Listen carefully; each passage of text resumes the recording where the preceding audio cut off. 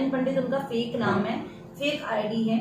उनकी ओरिजिनल आधार कार्ड का नाम है दिव्यांश तिवारी। कि पता करोगे तो ये लोग हर जगह भाड़े पे रहते हैं और लड़कियों से ये लोग बोलते हैं कि ये मेरा खुद का। उन्होंने लगातार मेरी बच्ची के भी फोटोज पे जायज और नाजायज जैसे खुद वो लोग कमेंट करते थे, वरना किसी और को भैया इतना टाइम नहीं है कि वो फालतू के और अभद्र इतनी मासूम सी बच्ची के ऊपर कमेंट। तो उनकी सबसे यही बस विनती है कि उन लोगों को सामने लाया जाए ताकि सच्चाई सामने आए। तो हमारे सभी दर्शकों को नमस्कार। जैसा कि आप पहले भी कई खबरों में देख चुके होंगे और आज हमारे साथ हैं निशा पांडे, जो एक अभिनेत्री हैं और गायिका भी। इनके मुद्दे से आप पहले से भी परिचित हैं और आज हमारे साथ हैं संदीप कुमार जी, T24 खबर के संपादक। साथ ही साथ हमारे साथ संध्या सिंह जी हैं, जो अंतर्राष्ट्रीय मानवाधिकार सुरक्षा परिषद की सचिव। आज हम कुछ मुद्दों पर बात करेंगे जो कि समाज के सामने लाना बहुत जरूरी है। मैम, तो सबसे पहला सवाल यह है कि आपकी राजन से मुलाकात कब हुई? तो ये शुरुआत जो हुई थी वो कैसे हुई? राजन से हमारी मुलाकात, राजन उर्फ दिव्यांश तिवारी, राजन पंडित उनका फेक नाम है, फेक आईडी है। उनकी ओरिजिनल आधार कार्ड का नाम है दिव्यांश तिवारी, जो कि मैंने जब उनके टिकट्स बनाए तो पता चला। मुझे भी पहले यही पता था कि उनका नाम राजन पंडित है। मेरी और उनकी मुलाकात जो है 2019 में लगभग नवंबर, उनकी बहन की शादी वादी हुई थी, उसके बाद से हुई है। शादी के 2-4 दिन बाद से हम लोगों की बातचीत होना इंस्टाग्राम पे शुरू हुई, जिसमें उन्होंने हमसे बात की कि आप ब्लू टिक है आपका, आप बहुत बड़ी सेलिब्रिटी हैं, हम लोग आपके फ़ैन हैं। फिर उन्होंने परिचय में बताना शुरू किया कि हमारी दीदी भी पॉलिटिक्स से हैं और नीतू तिवारी जिनका नाम है, और आपको वो बहुत पहले से जानती हैं, लगभग 2014 या 15-17 से। तो हमने भी एक बार अपने फेसबुक पे जाकर के उनके नाम से सर्च किया कि हो सकता है पहले से जानती हूँ। तो 2017 का मैसेज पेंडिंग पड़ा हुआ था नीतू तिवारी का, जो मैंने कभी देखा ही नहीं था, पर वो पड़ा हुआ था इन लोगों के पास। ये मैसेज आपके पास पड़ा हुआ था। तो कहीं ना कहीं ये देखा जाए कि बहुत पहले से ये लोग अप्रोच कर रहे थे मिलने और मुझे टारगेट करने का शायद इन लोगों का प्लान था, लेकिन नहीं हो पाया था। पर इंस्टाग्राम पे हम लोगों की बातें शुरू हुई उस दौरान। तो अगला सवाल यह है कि क्या अभी जब से आप लखनऊ आई हैं और अपने हक की लड़ाई लड़ रही हैं यहाँ पर, तो क्या अभी राजन से आपका आखिरी संपर्क कब हुआ था? जी, हम जब प्रेग्नेंट हुए उसके बाद हमारी लड़ाई झगड़े और उनके गर्भपात कराने की कोशिश की वजह से मैं डर के मारे मुंबई चली गई। उसके बाद जब मैंने मेरे पैसे मांगने शुरू किए कि मेरे पैसे वापस कर दीजिए, तो उन लोगों ने कुछ रकम दी, उसमें से कि 25 लाख रुपए मैंने उनको दिए हुए हैं, उन्होंने 10 लाख रुपए मुझे वापस किए। फिर मैंने बोला कि अच्छा बाकी की चीज़ें आप बच्ची, तो बोले कि वो तुम्हारा मैटर है, आज से तुम्हारा संबंध खत्म, और जो तुम्हें करना है वो तुम करो, हमें जो करना है वो मैं करूँगा। फिर मैं उस समय बहुत फ्रस्ट्रेट हो गई थी, क्योंकि मेरा दिमाग भी बहुत सही नहीं था और मैं प्रेगनेंसी के टाइम में भी सब चीज़ अकेले फेस करते हुए मैंने इनकी दीदी को सारी जानकारी देते रही। इनकी दीदी हर चीज़ में इन्वॉल्व थी, और इवन मुझे लगता है कि ये लोग पॉश एरिया में इसलिए घर लेते हैं ताकि अच्छी खासी घर की लड़कियों को ये लोग फंसा सके। इनका ये पूरा गिरोह है। हाँ, कहीं ना कहीं एक चमक दिखाकर जी आज के डेट में भैया आप जाओगे जब इनके घर की पता करोगे तो ये लोग हर जगह भाड़े पे रहते हैं और लड़कियों से ये लोग बोलते हैं कि ये मेरा खुद का घर है। अब आप जरा सा सोचिए कि खुद के घर के लोग, खुद का घर जिनका नहीं है, उनके पीछे मैं क्यों पड़ूंगी? मेरा खुद का 2-3 घर है, मेरा मुंबई में भी घर है, बनारस में भी घर है। हाँ, कहीं ना कहीं जनता जानती है कि एक, और मैं एक नोन पर्सन हूँ, मुझे बताने या किसी को इंट्रोड्यूस करने की जरूरत नहीं है कि मैं क्या हूँ। जैसा कि अभी अगला सवाल यह है कि कई लोग गलत खबरें और अफवाह फैला रहे हैं कुछ चीजों को लेकर, तो यहाँ पर कुछ सोशल मीडिया से भी कुछ उल्टे सीधे कमेंट्स या कह लें कि भैया वो सिंपल सी चीज आप समझ लीजिए कि जो पत्रकार हैं वो कभी किसी के बारे में गलत नहीं लिखते हैं। जो इन्फ्लुएंसर्स हैं, जो यूट्यूबर्स हैं, वो कुछ व्यूज पाने के लिए किसी का नाम किसी से भी जोड़ करके वो मुद्दा बनाते हैं ताकि उनको कुछ व्यूज मिल जाए। क्या व्यक्तिगत रूप से भी आपके साथ कुछ ऐसी घटना हुई हो या ऐसे कुछ मैसेजेस आ रहे हों? मुझे इंस्टाग्राम जैसे कि आपने पे पिछली प्रेस कॉन्फ्रेंस में कहा था कि आपको धमकाया भी जा रहा जी, है। मुझे लगातार धमकियां दी जा रही है। इवन अभी कल कि मुझे वापस से आया है कि तुम मेरे खानदान को नहीं जानती, तो जो कि अभी राजन की गर्लफ्रेंड बनी हुई है और उसने शायद उससे भी वही 2-3 महीने वाली शादी की है जो हमसे करा था उसने घर में, तभी तो आज इस बच्ची को लेकर के मुझे भटकना पड़ रहा है। मैम, जैसे कि काफी दिन पहले आपने एफआईआर यहाँ पर लिखा दिया है और अभी तक इसमें पुलिस की प्रतिक्रिया एवं भूमिका क्या रही है? पहली दिन ही मेरा एफआईआर लिखा गया जो कि मैंने 22 सितंबर को किया हुआ है और उसके बाद इन्वेस्टिगेशन 164 का बयान मैंने दे दिया। 161 का बयान होता ये है। बयान आपने कब दिया था? 164 तो मंडे को ही दे दिया था। आज कौन सा दिन है? आज बृहस्पतिवार है। मंडे को ही दे दिया मैंने, लगभग 3-4 दिन पहले। फिर 164 का हो गया, 161 का हो गया, वीडियो क्लिपिंग पुलिस स्टेशन में भी बनाई गई, सारे डॉक्यूमेंट भी मैंने सबमिट कर दिए हैं। लगभग कुछ जो बाकी हैं वो जैसे बोलेंगे मैं कर दूंगी, लेकिन अभी तक मैं चाहती हूँ कि मेरी बच्ची को लेकर के और मैं सिक्योर नहीं हूँ। मेरे पास एक ही प्रूफ है, ये मेरी बच्ची। आज वो नहीं सामने आ रहा है। जितने भी यूट्यूबर्स हैं, जितने भी पत्रकार के लोग हैं, मैं चाहती हूँ कि अगर वो गलत नहीं है तो वो सामने आए। हाँ बिल्कुल, जैसा कि देखा जा रहा है कि अभी तक राजन जी की तरफ से कोई भी प्रतिक्रिया देखने को नहीं मिली है, जहाँ तक मुझे अंदाजा है कि या तो वो फिर कानून को कुछ नहीं समझते, या तो वो हम लोगों को कुछ नहीं समझ रहे हैं, या वो इस चीज से डिनाई करते हैं कि अगर ये उसकी बच्ची नहीं है तो उसे वो साबित कर दे कि उनकी बच्ची नहीं है। मैं भी साबित करने के लिए रेडी हूँ, डीएनए टेस्ट कराने के लिए रेडी हूँ। तो कहीं ना कहीं उनको सामने आना चाहिए। अगर वो सही है तो मुझे लगता है ना, सामने आकर आप इस पर क्या करें? अगर वो कह रहे हैं कि ये हमारी बच्ची नहीं है तो सामने आए और आके उनका जवाब दे। अच्छा मैम, एक और सवाल, बच्ची का जब जन्म हुआ उस समय आप मुंबई में थी जैसा कि आपने कहा, तो जन्म स्थान बच्ची का क्या था? जी, मुंबई में दईसा संजीवनी हॉस्पिटल में संध्या जैन डॉक्टर के पास इनकी डिलीवरी हुई है। इनका बर्थ सर्टिफिकेट भी है जिसमें फादर नेम दिव्यांश तिवारी ही है। हाँ जी, मैंने आपको चाहिए तो मैं बर्थ सर्टिफिकेट भी शेयर कर सकती हूँ। तो और उस समय मैम जब ये समय था तो कौन कौन लोग वहाँ पे हॉस्पिटल मेरी में थे? ऐसी स्थिति थी कि मेरी जगह अगर कोई भी लड़की होती तो या तो वो सुसाइड कर लेती या तो वो अबॉर्शन करा लेती, लेकिन मैं इस पचड़े में इस कदर फंस गई कि मेरा मतलब शारीरिक, मानसिक और आर्थिक तीनों का शोषण किया गया और मैंने बच्ची को अकेले जन्म दिया है। आप चाहें तो हॉस्पिटल में भी वेरिफिकेशन कर सकते हैं कि मैंने किस कंडीशन में, लॉकडाउन ऊपर से था, मेरे काम भी सब बंद हो गए, मेरे सारे पैसे भी इन लोगों ने खा रखे हैं, ऊपर से इस बच्ची को भी डिनाई करते गए। मुझे लगा, मैंने काफ़ी कोशिश की कि हो सकता है बच्ची का फेस देख के इनको कोई प्यार जग जाए या फिर कोई इमोशनल टच हो जाए, पर उन लोगों ने लगातार मेरी बच्ची के भी फोटोज़ पे जायज़ और नाजायज़ जैसे खुद वो लोग कमेंट करते थे, वरना किसी और को भैया इतना टाइम नहीं है कि वो फालतू के और अभद्र इतनी मासूम सी बच्ची के ऊपर कमेंट करें। आप पुलिस की कार्रवाई से संतुष्ट नहीं?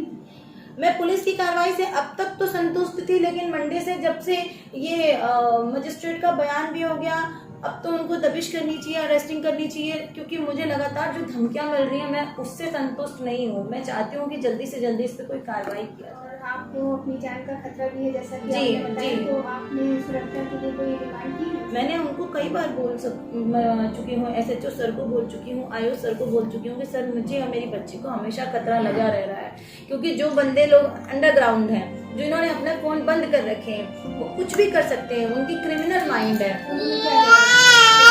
नहीं, ऐसा कुछ नहीं होगा, आप रिलैक्स रहिए, हम लोग जल्दी कुछ करेंगे।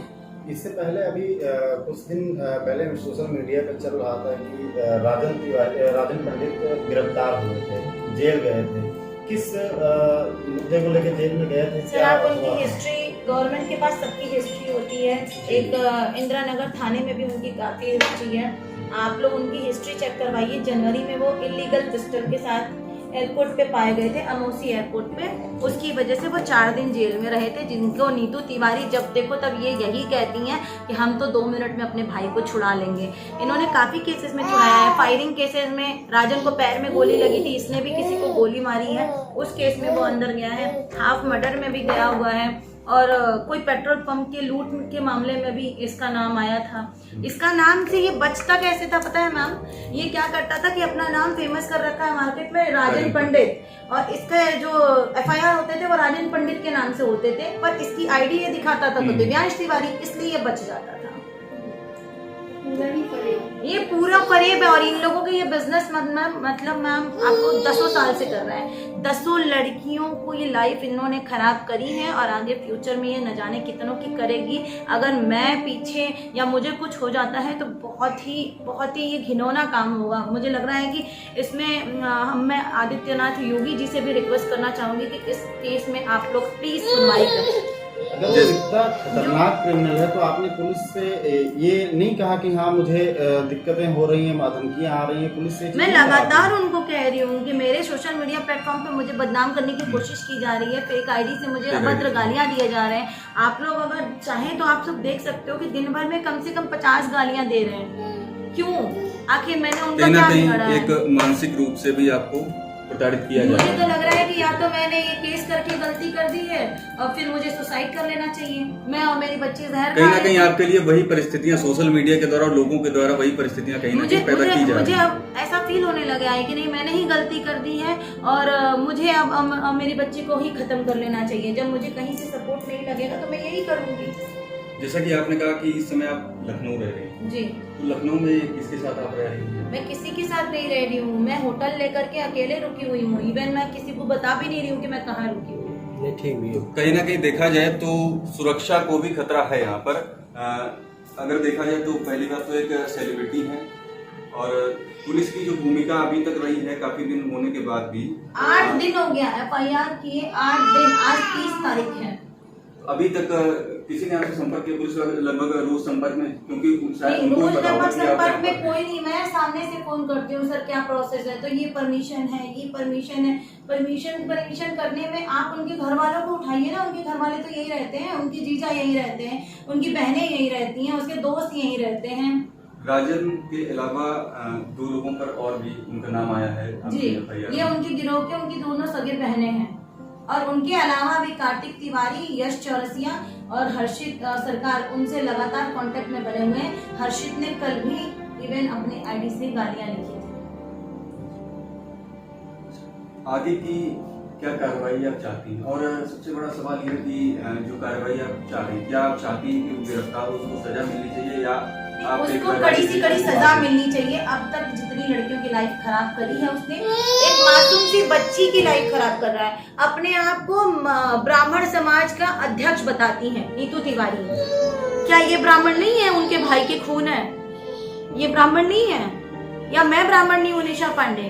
ब्राह्मणों को अपना इतना बड़ा हितैषी बताने वाली औरत इलीगल तरीके से अपने भाई का सपोर्ट कर रही है और उसके गिरोह में सारी लड़कियों को फंसा रही है, घर पे बुला रही है। ये कहाँ का मतलब समाधान है? मुझे बताइए, ये कहाँ का न्याय है?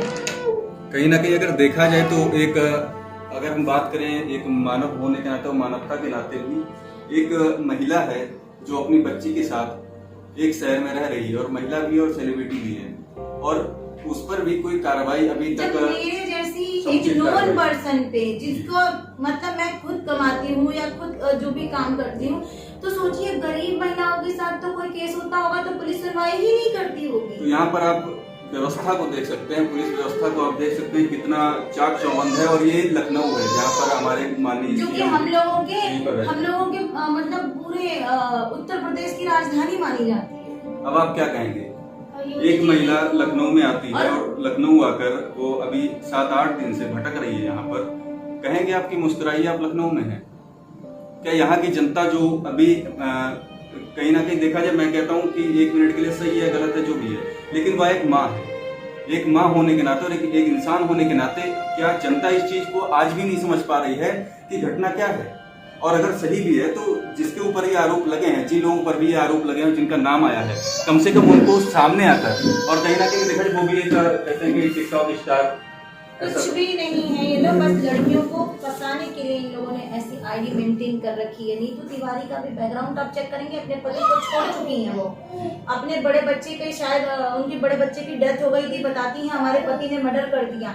इन लोग क्रिमिनल शुरू से है, बस आईडी या प्रोफाइल इसलिए मेंटेन करते हैं कि लोग उसको समझे कि हाँ ये लोग बहुत बड़े घर से हैं। कहीं ना कहीं हाई प्रोफाइल दिखाया जाता है और उनको भी लगभग कुछ लोग आपके साथ जी, जानते हाई हैं प्रोफाइल दिखा और कर लोगों को फंसाते हैं। आज सोशल मीडिया का जमाना है। अगर सोशल मीडिया के माध्यम से आप किसी को गालियां दे सकते हो, आप र्यूमर्स फैला सकते हो, तो कहीं ना कहीं उनको भी चाहिए जिनके नाम इसमें आए हैं। देखिए आरोप सब पर लगते हैं, आप इसको एक अगर आरोप की तरह भी ले लें इस FIR को, तो आपको आरोपों का खंडन करने के लिए कम से कम आगे तो आना चाहिए।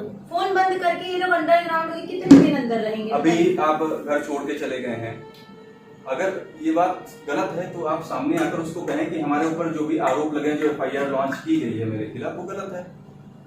सामना करें। उनकी बहन कहते हैं बेटी पढ़ाओ बेटी बचाओ, तो ये भी किसी की बेटी है, वो भी बेटी है। और जो इंसाफ मांग रही है आपके शहर में, आपके शहर लखनऊ में जो इंसाफ मांग रही है, वो भी बेटी है। और बेटी ही ने एक फेमस सेलिब्रिटी भी है। और उसके बाद भी अभी तक ना तो उसके सुरक्षा के कोई पुख्ता इंतजाम किए गए, ना पुलिस के द्वारा कोई पुख्ता कार्रवाई की गई है, जैसा कि मैम ने अभी खुद बताया। और आगे भी जानकारी मैम से हम लोग लेते रहेंगे। तो बहुत बहुत धन्यवाद मैम हम लोगों से बात करने के लिए। और पूरी मेरा जनता हाथ जोड़ के सबसे यही बस विनती है कि उन लोगों को सामने लाया जाए ताकि सच्चाई सामने आए। और उन लोगों से आप क्या कहना चाहेंगे जो लोग ये 100 तरीके के आपको मैसेज करते हैं सोशल मीडिया पे, कमेंट बॉक्स में? उन सबके मुंह ऑटोमेटिक बंद हो जाएंगे जब राजन खुद की सच्चाई खुद से बोले। कहीं ना कहीं जो लोग उल्टे सीधे मैसेज करते हैं उनको भी समाज में वो रह रहे हैं और उनको भी ये बात समझने की उनके घर भी माँ है, उनके घर भी बेटियां हैं, उनकी भी अगर बहनें आपके हैं। साथ भगवान न करे कभी किसी के कभी साथ ऐसा आपके हो, बहनों के तब साथ भी हमें ऐसा हो सीखना सकता है। हो सकता है अगर मैं ये केस न करूं तो ऐसा ही कोई राजन आपकी बहनों के साथ भी ऐसा ही कर सबसे सके। बड़ी चीज ये है कि गवर्नमेंट भी यही हो, सरकार भी, योगी सरकार भी यही बोलती है कि प्रदेश में हमारे सरकार आने के बाद बेटी 12 बजे रात को भी सड़क पर निकल सकेगी, बेटी को न्याय मिलेगा। और प्रदेश का नारा भी यही है, बेटी ये बचाओ क्या बेटी है पढ़ाओ। भैया, आप देखिए मैं 8-10 दिन से भटक रही हूँ, 12 दिन से। जी। 8 दिन हमारा FIR हो गया। क्या मतलब मैंने काफी ट्वीट भी किए हैं, आप मेरे ट्वीट्स भी चेक कर सकते हैं, लेकिन मुझे कोई रिप्लाई नहीं आता है। तो कहीं ना कहीं आप देखिए कि पुलिस की भूमिका तो संदिग्ध है और पुलिस की कार्यप्रणाली क्या है, आप खुद देख रहे हैं कि मैंने कमिश्नर साहब को सबसे पहले ये संज्ञान में डालने के लिए 22 तारीख को मैंने ये रजिस्टर किया है केस। कमिश्नर साहब के पास 21 तारीख को मैंने लेटर दिया ताकि कमिश्नर सर के संज्ञान में ये चीजें रहें। वहाँ से कमिश्नर साहब से आपको क्या आश्वासन मिला? कोई आश्वासन नहीं, निशा जाइए आपका काम होगा। उसके बाद मेरी तो कोई बात भी नहीं हुई है। अच्छा, इस बीच में अगर आपके साथ कोई अप्रिय घटना होती तो उसका जिम्मेदार? उसके जिम्मेदार पूरे के पूरे राजन तिवारी, नीतू तिवारी और ये जो है क्या कहते हैं नेहा तिवारी, ये पूरे के पूरे और इनके पूरे खानदान का ही रोल होगा, क्योंकि खानदान में और भी बहुत सारे लोग हैं जो लखनऊ में हैं अभी, जो कि कुछ पवन मिश्रा, मंजू मिश्रा, ये लोग इंदिरा नगर में रहते हैं। इनके दोस्त या पूरे खानदान में कोई भी कुछ भी कर सकता है। तो आप कुछ पूछना चाहेंगे? मैडम आज आपने हमको अपनी एप्लीकेशन दी है, हमारा संगठन पूरी तरह से आपके साथ है, आप यहाँ पे सुरक्षित हैं, आपकी जो भी मदद होगी हमारा संगठन करेगा। क्या आप अपनी सुरक्षा की मांग करेंगी? सुरक्षा की मांग तो मुझे चाहिए ही, क्योंकि मेरी बच्ची की जान की खतरे की बात है। कभी उन लोगों क्या ने ये भी कहा गया कि बच्चे के लिए भी कुछ माह से आपको धमकियां मिल रही हैं कि? भैया स्वाभाविक सी बात है कि जो बंदा बच्ची की 8 महीने तक अपने बच्चे को डिनाई कर रहा है, वो बच्ची को मारने की कोशिश नहीं कर सकता है कि बच्ची ही नहीं रहे। मुझे इतना बदनामी हो रही है इस बच्ची की वजह से, यही साबित कर सकती है कि मैं उसका बाप हूँ। तो जैसा कि अभी आप लोग सुन रहे थे, पूरी घटना से आज आप परिचित भी हुए हैं। जब और- उसकी नीयत ही खराब है, अगर उसकी नीयत जरा सी भी सही होती तो वो आता, बोल सकता था मैं अगर गलत हूँ, मानिए मैं गलत हूँ, मुझे आप लोग समझ लीजिए 2 मिनट के लिए कि मैं गलत हूँ, तो वो क्या मेरे ऊपर मुकदमा करे, मेरे ऊपर मानहानि करे? कहीं ना कहीं देखिए कानून प्रशासन सबके लिए है। अगर कोई भी गलत है तो उसको सामने आकर, अगर मैं गलत हूँ तो आरोपों का खंडन करना मुझे चाहिए। मतलब मुझे आप सजा दीजिए। अगर वो गलत है तो इसलिए वो अंडरग्राउंड है क्योंकि वो गलत साबित हो जाएगा। बिल्कुल। तो अभी आप देख रहे थे कि पूरा प्रकरण क्या था जिससे आज आप परिचित हुए हैं, क्योंकि सोशल मीडिया के माध्यम से भी 50 तरह की अफवाहें जो हैं फैलाई जा रही हैं और जनता के बीच में गलत संदेश भी दिया जा रहा है कहीं ना कहीं। तो अभी आपने सबसे बड़ी चीज तो मेरी लाइफ को आहत पहुंचाई जा रही है। मेरे इंस्टाग्राम, मेरे फेसबुक पे 30 लाख फॉलोवर्स हैं। सब फेक आईडी बना करके ये लोग कमेंट करते जा रहे हैं। आपको एक चीज पता होगा कि सोशल मीडिया प्लेटफॉर्म बहुत बेवकूफ लोगों से भरा पड़ा है। आज अगर सोशल मीडिया प्लेटफॉर्म अगर बेवकूफ लोगों से ना भरा पड़ा होता तो मैं भी बेवकूफ ना बन जाती और मैं इनकी प्रोफाइल देख करके इनकी बातों में आ जाती। कहीं ना कहीं एक चमक देखकर और आगे भी जो लड़कियां हैं उनके लिए आप संदेश क्या देना जी, मैं बस यही देना चाहती हूँ कि आप किसी भी ऐसे इंसान की प्रोफाइल देख करके उनसे अट्रैक्ट ना हो, ना उनकी फैमिली मेंबर से कोई ऐसा कांटेक्ट रखे जब तक आपकी शादी ना हो जाए, क्योंकि शादी का ही झांसा दिया इन लोगों ने मुझे।